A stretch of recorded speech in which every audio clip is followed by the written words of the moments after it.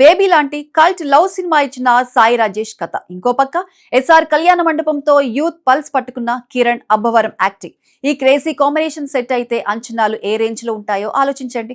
సరిగ్గా ఇదే కాంబోలో first love concept తో మన ముందుకు వస్తున్న సినిమానే చెన్నై లవ్ స్టోరీ. అసలు ఎవరి స్టీవెన్ శంకర్, నివికి అతనికి ఉన్న కనెక్షన్ ఏంటి? ఈ మూవీతో కిరణ్ అబ్బవరం సాలిడ్ కంబ్యాక్ ఇస్తాడా? డీటెయిల్స్ చూద్దాం. కిరణ్ అబ్బవరం పుట్టినరోజు కనుకగా చెన్నై లవ్ స్టోరీ టీమ్ సినిమాలోని అతని క్యారెక్టర్ ని అఫీషియల్ గా రివీల్ చేసింది.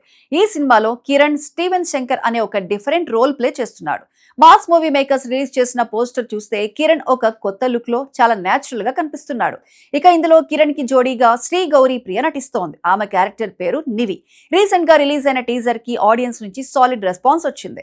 ముఖ్యంగా ఫస్ట్ లవ్ గురించి నివి, స్టీవెన్ శంకర్ మధ్య వచ్చే కాన్వర్సేషన్ టీజర్ కే హైలైట్. ఒక అమ్మాయి ఎమోషనల్ ఆలోచనకి, అబ్బాయి ప్రాక్టికల్ ఆన్సర్ కి మధ్య ఉన్న వేరియేషన్ ని చాలా కరెక్ట్ గా ఎలివేట్ చేశారు. ఈ డైలాగ్ విన్న తర్వాత సినిమాలో వీళ్ళిద్దరి ట్రాక్ పక్కాగా యూత్ కి కనెక్ట్ అవుతుందని అర్థమవుతోంది. సినిమా వెనుక ఉన్న టెక్నికల్ టీం గురించి కూడా ఖచ్చితంగా మాట్లాడుకోవాలి. రవి నంబూరి డైరెక్షన్ చేస్తున్న ఈ సినిమాకి బేబీ సినిమా తీసిన సాయి రాజేష్ కథ అందించాడు.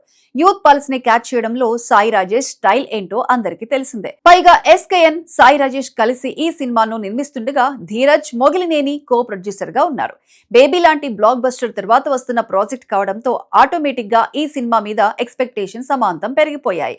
ఇక మ్యూజిక్ విషయానికి వస్తే మెలోడీ బ్రహ్మ మణి శర్మ ఈ సినిమాకి మ్యూజిక్ ఇస్తున్నారు. రొమాంటిక్ స్టోరీలకు ఆయన ఇచ్చే బ్యాక్గ్రౌండ్ స్కోర్, సాంగ్స్ సినిమాకి ఎంత ప్లస్ అవుతాయో కొత్తగా చెప్పక్కర్లేదు. మణి శర్మ ట్యూన్స్ కి అనంత శ్రీరామ్ లిరిక్స్ తోడవడంతో ఆల్బమ్ మీద కూడా మంచి అంచనాలే ఉన్నాయి. జూలై 24న ఈ Chennai love story world wide గా థియేటర్ లోకి రాబోతోంది.